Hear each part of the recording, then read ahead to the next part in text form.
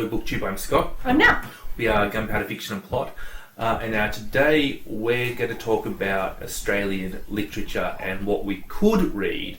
This is not like, we're not going to read all of these books. This is our pile of possibilities rather than our TBR for Aussie April. Yeah, some of the books that we'll talk about I've read, or some maybe Scott's read and I haven't. So hopefully you'll find some books that you haven't come across before and that sound interesting to you. Yeah. Before we get into it though, I just want to shout out there are two brilliant readathons that are happening in April that aren't Aussie April. First up is the Disability Readathon, which is encouraging people to read own voices disabled books, which I think is a fabulous idea. Yeah. I'm going to do that in May. You're going to do that in May? I know that's not really the point, but I didn't have time to prepare. No, I think it is the point that you read own voices disabled literature. And after my big representation project, that was sort of the next thing on my radar, and I feel a bit bummed that I missed out on the readathon, but that's fine. Yeah, just do it. I don't think anybody's going to say you're a bad person for doing it late. No. That's hosted by a booktube channel, hosted by a booktuber called Erin, whose channel is the Geeky Gimp. I will post a link, that's what I'll do. To the announcement video. Have a look at that, and there are some amazing people, like some of the biggest booktubers are getting behind it.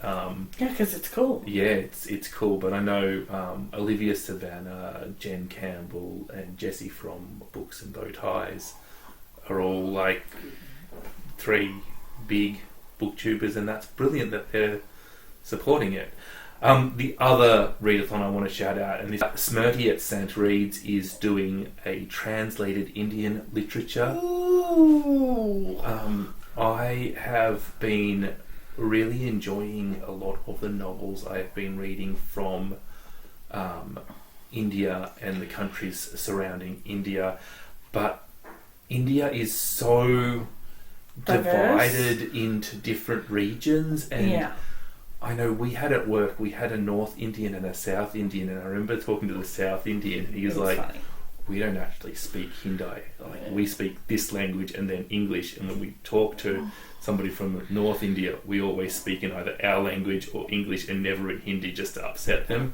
And he was talking about how he was passively aggressively picking on the North Indian. Oh my god!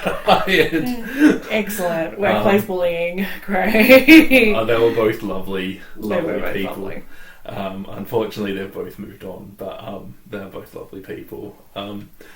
And it was good natured. It was about the South blames the North for like stealing their country and enforcing their language on them, and that's their way of rejecting it. And I don't really know what's going on there, but India is definitely complicated. Not a single group of people. No country is a single group of people, but India is specifically diverse. The more I learn about India, the more I realise I'm an idiot and I know nothing about India at all. Yeah, I don't know a lot about India, but I do know it's fascinating. Yeah. And translated works from India, like, I got so many works from India I want to read. I would not have a clue which ones of them are translated or which ones of them are written in English.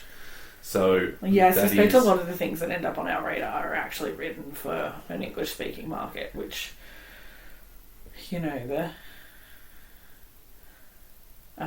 purist in me completely wants to reject and go find translated works that are not aimed at me, so that I won't know what's going on. Yeah, I'll read either. Anyway, that is not the point of that video. I just thought that was probably a good idea to acknowledge that they exist, acknowledge that we will be reading books from them, but that we're a little bit disorganised, and that we'll probably be joining in week 2 or 4 or something like that. Anyway, of that problem. We're going to talk about some Aussie books. Yeah. I've got a massive pile in front of me. I know you can't see it, but it's huge. The one that's flap is bent because you I've already started reading it today. So everyone knows I'm reading this because we're reading this for our book club. Terra Nullius is written by an Indigenous Australian, and it's science fiction. Now, this is the book that is written with two characters, day and night. This... Not so far. Not so far? Not so far. I thought there was a divide in this book. There was day and night, and I thought it was two different characters, but I'm not sure. I think that this book is going to be full-on weird. Full-on weird? Because everything I've read so far sounds like the story of Indigenous people that we would expect to hear at the time of the early settlers, the early European settlers in Australia. But it's a science fiction book. Well, I'm down for that. As you said, this is the Read Under the Bed Book Club book for April. If you would like to join us in our Discord group, we'll post a link to it. Short books that critique society. This one is going to hit hard. I've read 25 pages and it's brutal. I think there's going to be a lot of feelings. Yeah, and after our last video, what's the Aussie cringe factor in this? Zero. Zero? Zero. This is, despite being an early settler story, it is completely from the Indigenous perspective. So, wonderful. To me, that's eradicates any cringe factor. Yeah, no bomb surfers there. No, none. All right. So that's number one. And that's on my TBR as well. Yeah. This one I picked up secondhand for $2 because Kat mentioned having read Growing Up African in Australia, which was a collection of essays, and this is Growing Up Asian in Australia and appears to be much the same. Somebody commented on that video that there is also Growing Up Disabled in Australia. And there's a couple of other ones, I believe. I think it's sort of a bit of a series. I don't think they're edited by the same people. Because this is edited by Alice Pong, who is an Asian Australian. And I know that the Growing Up African in Australia was edited by an African. So I suspect they'll have a slightly different feel, but it sounds like they're meant to be connected. Yeah. I think this will be really interesting. It's got some of the people who've written in it are Kylie Kwong. Is that the chef? The chef, yeah. Tony Aries, Sean Tan, Jenny Key, Cindy Pan, Annette Chunwa, Benjamin Law, Ando. The comedian. The comedian. Koado, who I think is Ando's dad. Okay. But I could be wrong. John So, Simone Lazarou, Christopher Cyril, Jason Yatsen Lee, Hoa Pham, Kwan Yeomans, Sunil Abadama, and Tom Cho, and many more. Well, I know two of them because I mentioned their careers, but I'm also a bit not very knowing of... there's a few writers in there, and there's people who will meet.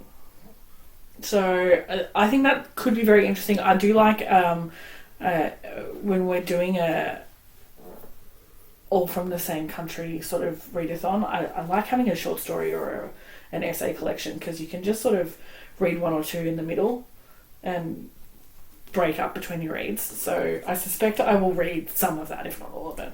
Yeah, we should say Sean the Book Maniac has challenged us to read 4 Aussie books. 4. There's so many, Sean. Calm down.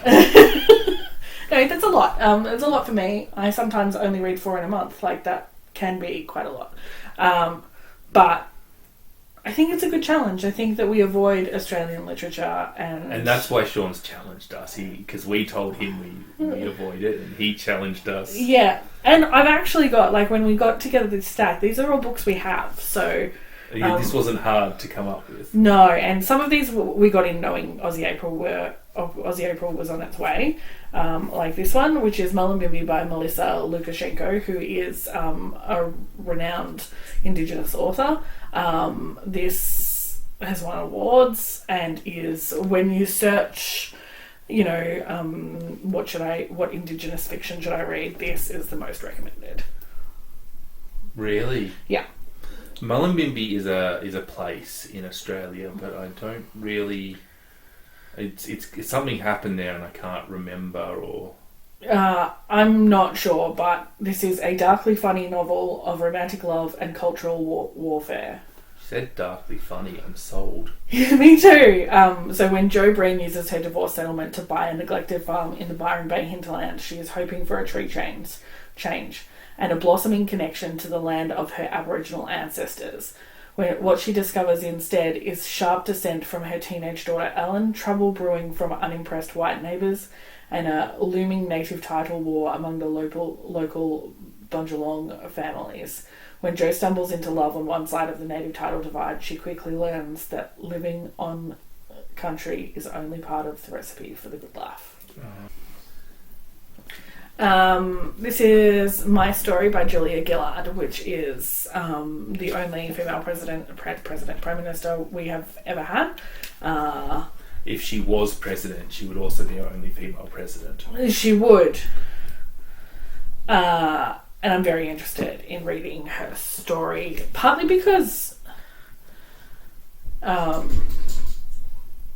Julia Gillard being our Prime Minister was part of sort of my awakening feminist ideals. I was really raised in a household that said that we won, the feminist war, and then we got a female Prime Minister and the way she was treated was just rank. So what I think is interesting, she was obviously very badly treated. If you're Australian, you can probably remember Ditch the Witch and all that sort of and stuff. Commentary about the fact that her partner was a hairdresser and she was married to a gay man, children and just gross, all sorts of rubbish. But I think our friends across the ditch, as we say, have a female Prime Minister, not their first female Prime Minister, in Jacinta Ardern, and she was attacked early on in her leadership, and she has managed to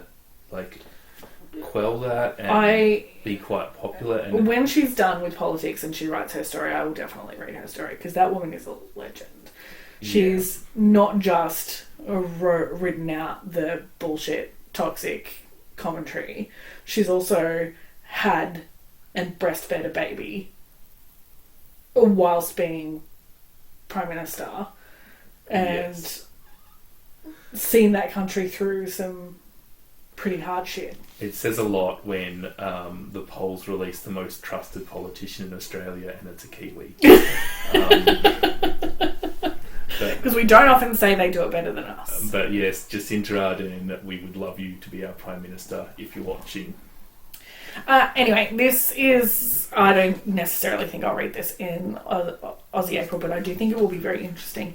And I think anyone who has any idea of Australian politics would probably find this interesting. Yeah, I can see that. But I won't be reading it because she's a homophobe. Sorry. That irks me. That she didn't pass gay marriage. Yeah. Yes. That she made a gay woman speak out against it is... Yeah. I don't think you can hold her personally responsible for that, and that gay woman is clearly will comment whatever her party asks her to. Clearly a career politician. Yeah. I read this one last year. This was very good. I haven't read this yet, despite Scott recommending the hell out of it. It's Dark Emu. It is a non-fiction description of Indigenous life in Australia pre colonialisation, and apparently it absolutely undoes all of what we are taught in primary school.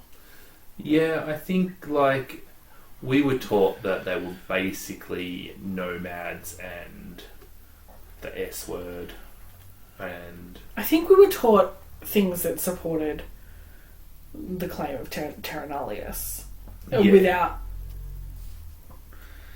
Even though you can't support that claim because the claim implies that the indigenous people were non-existent or not human. Yeah, there's somehow a narrative that we have made their lives better despite murdering 90% or some ridiculous percentage of the population. The way that Indigenous history is taught in Australian schools is racist. Yeah, it is, and it's the curriculum that's racist, and it's so hard to fight that, isn't it? Yeah, I'm sure there are teachers who are fighting the good fight every day. And also, I'm talking about when I went to school. I don't know what it is today. No, I don't know what it is today either, but this is apparently not what we learned at school, so I'm very interested in reading this. But I do have a lot of Indigenous fiction on this pile, and I think that the Indigenous non-fiction might get... You don't have to read this in April. No, I don't. It's on my list regardless. It's on my TBR regardless of whether I get to it in April or not. Yeah. It's quite controversial in Australia, but what I think is really interesting is that the arguments that Bruce Pascoe brings up are actually identical to the arguments Jared Diamond brought up and won the Pulitzer for, except that Jared Diamond is a white American and Bruce Pascoe is an Aboriginal Australian. Yes. And therefore, we're happy to believe one and not the other. This is Dirt Music by Tim Winton. Tim Winton is... he is the archetype of that cultural cringe that we were talking about. He's a surfer dude from WA. Yeah. He's an an environmental activist, and he's an author. He's quite well thought of. I read Cloud Street last year. It was not my favourite novel, but I would give him one more book before I jettison him. And I don't know whether it should be Dirt Music or it should be Breath, in all honesty, because Breath is the big one, but Breath is about surfing. And Breath is not about surfing. It has a lot of surfing in it, but it's not about surfing. Anyone who tells you that Breath is about surfing is just trying to hide all the sex from you. Breath's protagonist is a surfer, and it's going to be very hard to hide that cringiness that I don't like about Tim Winton in that novel. But a novel about autoerotic asphyxiation is interesting to me. I don't know what this is about. I just know it's the other Tim Winton book that's meant to be good. We have a lot of Tim Winton in this house because I went through a real Tim Winton phase. I really quite like Tim Winton's writing style. Not necessarily his plotting as much as... But his prose is quite nice to read. Apparently his endings are fantastic too. I don't know that I would pick either of those. No. I'm pretty sure we have The Eerie, which is a more recent one. I think that is a little bit more up your alley. Of Breath and Dirt Music, I would say Dirt Music, I think. But all I remember about Dirt Music is that the writing was beautiful. Yeah, okay. Well, if you recommend me a Tim Winton that is less cringy, I will give that a shot. So if we've got The Eerie, I'll put that on my list instead. What else have we got? This is definitely getting read this month. There's lots of people reading this month and I want to be part of the conversation. This one... The Yield. This one, the 2 major Australian Literature Awards last year, and it's the only book to ever do this, and it's done it by an Indigenous author. It also sounds like it has some really delicious linguistic... Do you know what this reminds me of? But I think it has clearly done it significantly better. But it reminds me of the premise of the Dictionary of Lost Words. It's another book that people could read for Aussie April. You don't. This will be better.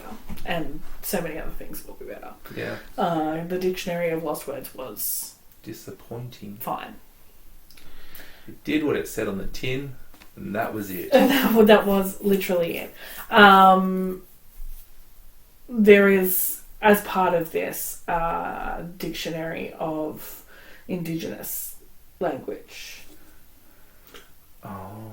So that element really intrigues me, as well as I think that there's a two protagonist sort of story going on. Yeah. Got bookmarks coming out. The woodwork. You haven't started it yet. No, I haven't started but it we've yet. got 2 extra bookmarks. Excellent. Yay! I think a lot of people probably... I mean, and it's quite logical if you think about it, but Australia had something like 8,000 languages pre the British, and most of them are dead now, unfortunately. And it is really a huge part of the battle to preserve Indigenous culture is about preservation of language. I think it's quite similar in the States as well for the Native Americans or Indigenous population, rather. Yeah, so I think that's probably a common thing for cultures that have been almost obliterated by white colonization. Yeah, and linguistics can teach people so much. The things that linguists are doing with language and stuff teaches them so much about their history and their prehistory. Not just that, so in I think that this really speaks to the space between the mindset of white Australians and Indigenous Australians. On the back of the book it says, the yield in English is the reaping, the things that man can take from the land. In the language of the Wiradjuri, yield is the things you give to, the movement, the space between things.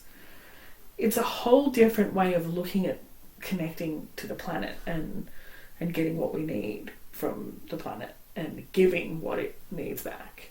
Yeah. And I'm really looking forward to this. All right, let's get this moving. Sorry! Speed it up. Okay, this was a Christmas present from Nelle. I cannot pronounce this name. I'm just going to... That is all one word. All that red text is one word. I will tell you, Charmaine Paper Talk Green is the author. This is about a mother and a daughter writing letters to each other.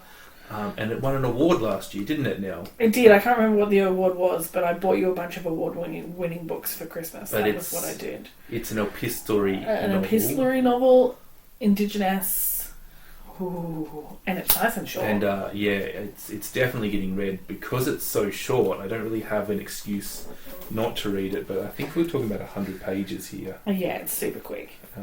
As far as getting our 4 knocked over, that 61 pages. Absolutely no excuse not to do that. And a lot of these pages don't have a lot of text on them. And I've got to say, another super quickie that is not in this pile but is on my radar is a play called Stolen, which is about the stolen generation. I don't know if anyone who's not Aussie knows about the stolen generation, but in sort of, I think it started in the 40s, but up until the 60s, Indigenous children were taken from their families and placed with white families with the sort of pretense that would give them a better upbringing, a better access to education and somehow a better life. But really the main driver was to sort of dilute the culture and dilute the genetic pool so that So essentially they became fairer skinned and disappeared. And you said to the 60s, but that's actually not true. That's the law was maybe got overturned in the 60s, but it's still happening. It still happens today, and it's just done under child protection laws and that sort of thing. and it's. But there was a whole generation that did not get raised by their parents. Like there's this huge gap and this huge chasm of Indigenous people who have no roots. And it's a very tragic thing. And a lot of the Indigenous Australians now have a lot of white background in them because they've been mixed deliberately. Yeah. What's next? This one. I don't know anything about this. This came in a book box. It's called Blood. It's by Tony Birch, who is, I know, an Indigenous professor of some description.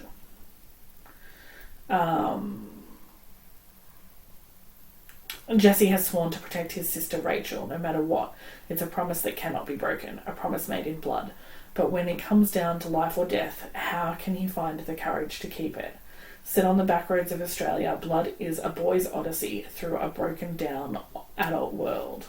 This is very high on my TBR. You can't see it because it's just a Penguins classic from there. It's a book called And the Arse Saw the Angel, and it's by Nick Cave.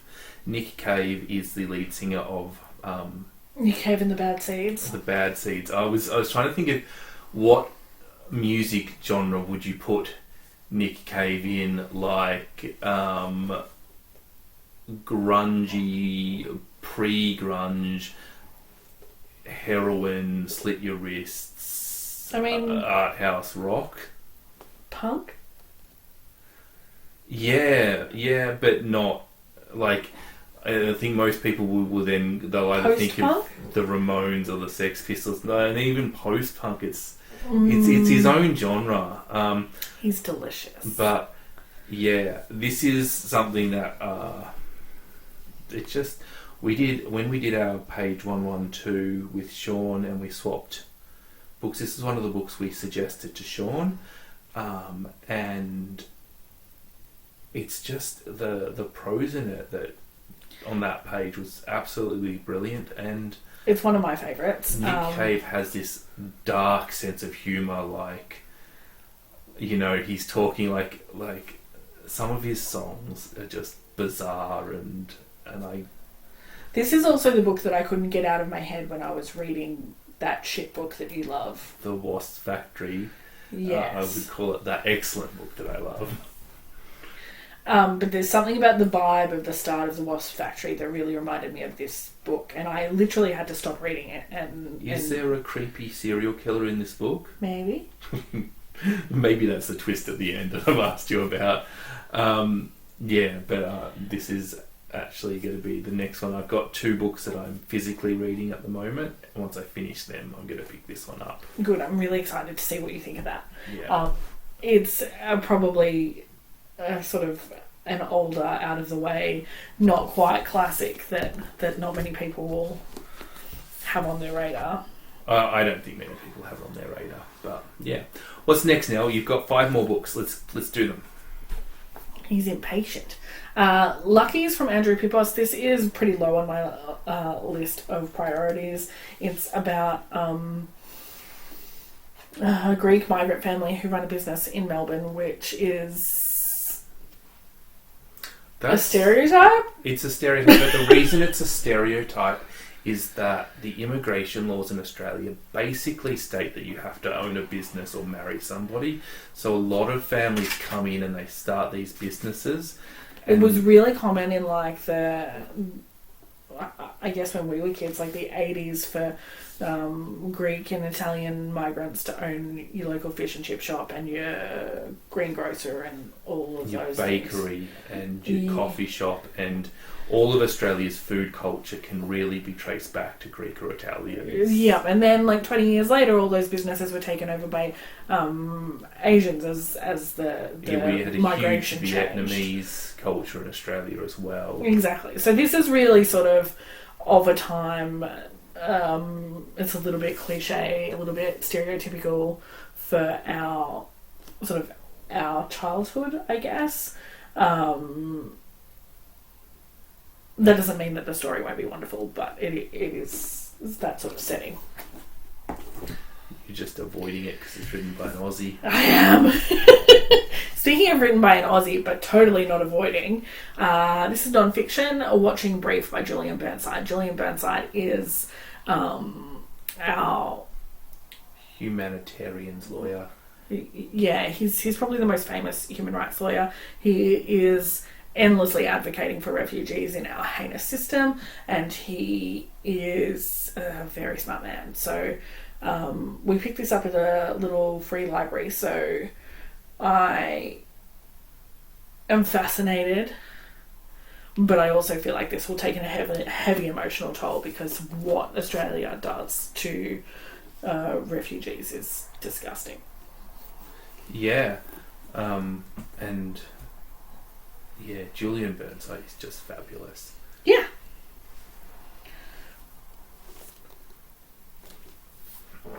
I got this one in my queer book haul from the Hare and Hyena in Melbourne.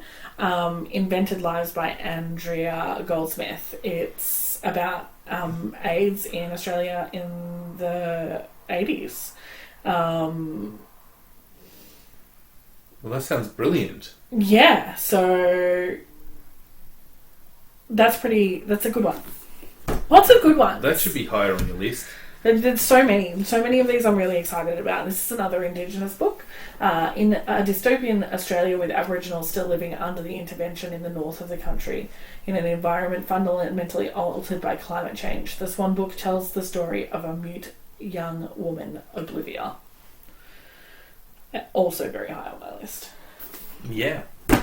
And lucky last, Silke's Journey. This is the follow-up to The Tattooist of Auschwitz, which I actually didn't really enjoy a whole lot. Felt it was a bit lighthearted romance to be set in Auschwitz, to be honest. But one of the central characters, Silke, who essentially ends up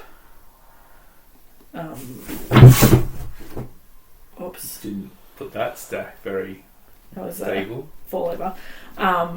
Essentially ends up having sex with Nazis in order to survive. And in the epilogue, it says that she got charged with war crimes, which I just can't fathom how a woman who has essentially been raped throughout the war then gets charged with war crimes for that. And then the author has written a follow-up based on that character. So I really need that question answered, and that's why I'm reading it. Yeah. There are 3 more books that we don't have physically in front of us that we would like to quickly discuss. Yep. The first one is Peter Carey's The Complete History of the Kelly Gang. The True History. The True History of the Kelly Gang. This is a big Australian novel that I think a lot of people have heard of. I haven't read it, but you have, Nelle. I have, and I was saying this evening that it's a little bit like Shuggie Bain in the sense that it actually centres around the Kelly mum and her struggles, and while you do get the sort of the history of the Kelly gang and the bushranger story and all that sort of stuff, it really does start with their familial history and discussion of sort of the family trauma and all that sort of stuff. So super, super interesting, actually. Yeah. Another book on my TBR, but I'm hoping to get an e or an audio version of it, is it's the novel that every piece of Australian literature awards is named after. Of course, the big Australian award is the Miles Franklin Award, and the novel I'm talking about is My Brilliant Career by Miles Franklin. I know nothing about this novel, but it is everywhere. It has been mentally on my TBR for Aussie April since Aussie April 2020, and I neglected to haul it. Well. So hopefully, I prefer reading ebooks anyway, and I prefer reading audiobooks. Yeah. Because I don't prefer audiobooks. I read a lot of audiobooks because I have opportunity. So I don't know much about that book, but it's everywhere. The last book I'd like to remember.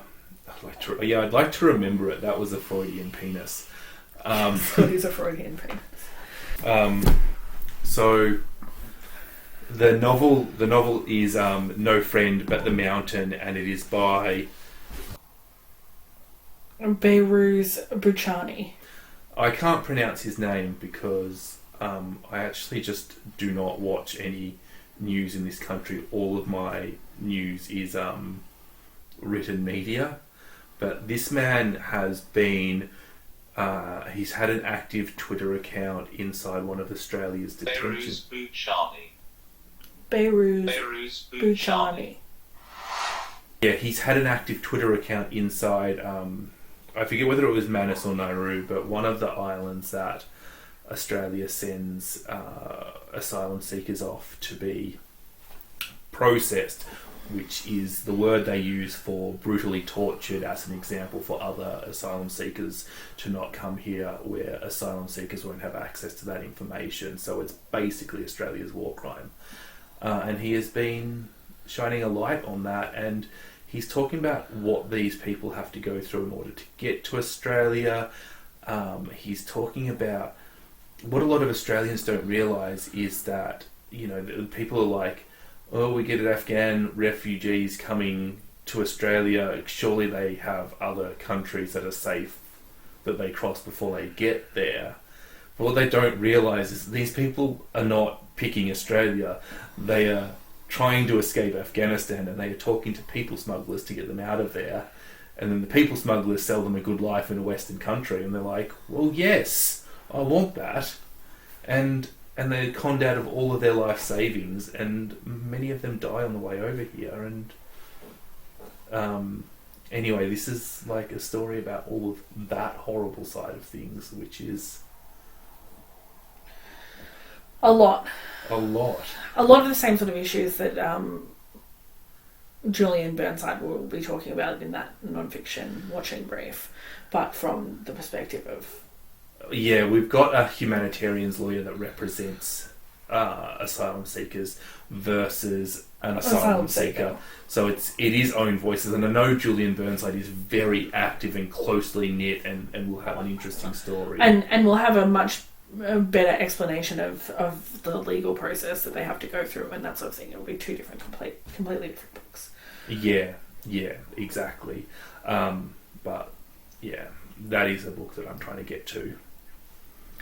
And I saw that book on Olivia Savannah's channel, Olivia's Catastrophe, so it looks like a good one.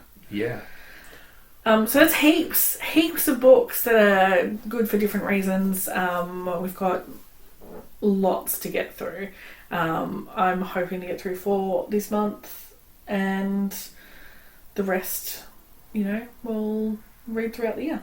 Yeah, I'm going to get through more than 4 this month. Oh, that's your mission. You're going to smash Sean's challenge with a hammer.